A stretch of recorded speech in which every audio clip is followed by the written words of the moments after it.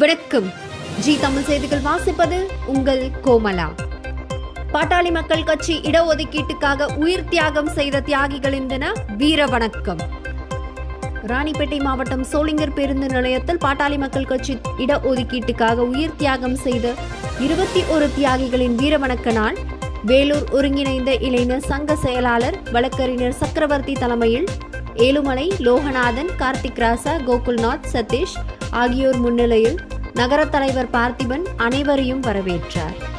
இந்நிகழ்ச்சிக்கு சிறப்பு அழைப்பாளர்களாக மாவட்ட செயலாளர் சரவணன், மாவட்ட ஒருங்கிணைந்த அமைப்பு செயலாளர் ஆமா கிருஷ்ணன், மாவட்ட தலைவர் செல்வகுமார், வன்னியர் சங்க செயலாளர் சிதம்பரம் ஆகியோர் கலந்து கொண்டு 21 தியாகிகளின் உருவப்படத்திற்கு மலர் தூவி மரியாதை செய்து வீர வணக்க முழக்கமிட்டனர்.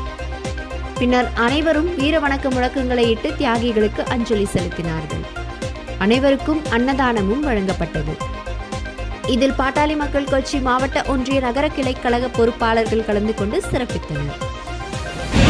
இதய தெய்வம் மருத்துவர் ஐயா, நாளைய தமிழகம் இளைஞர்களுடைய எழுச்சி நாயகன் மருத்துவர் சின்னையா அவர்களுடைய ஆணைக்கிணங்க இன்று இடஒதுக்கீடு தியாகிகளுக்கு வீர வணக்க நாளை ராணிப்பேட்டை கிழக்கு மாவட்டத்தில் முதன்மையாக சோளிங்கர் நகரத்தில் வழக்கறிஞர் சக்கரவர்த்தி அவர்களுடைய தலைமையில் நடந்து மீண்டும் மருத்துவர் ஐயா அவர்களை இடுகிற அந்த கட்டளையை நிறைவேற்றுவதில் முதன்மையாக முன்னுரிமையாக ராணிப்பேட்டை கிழக்கு மாவட்டம் இருக்கும் என்பதை இந்த நேரத்தில் சொல்லி 2026 சின்னைய அன்புமணியை முதலமைச்சர் ஆக்குவதே எங்களுடைய நோக்கமாக இந்த வீர வணக்க நாளிலே சூழலை ஏற்று நடத்துவோம் என்கிற வகையில் தொடர்ந்து எல்லா கிராமங்களிலும் இது போன்ற வீர வணக்க நாளை கொண்டாடி கொண்டிருக்கிறோம்.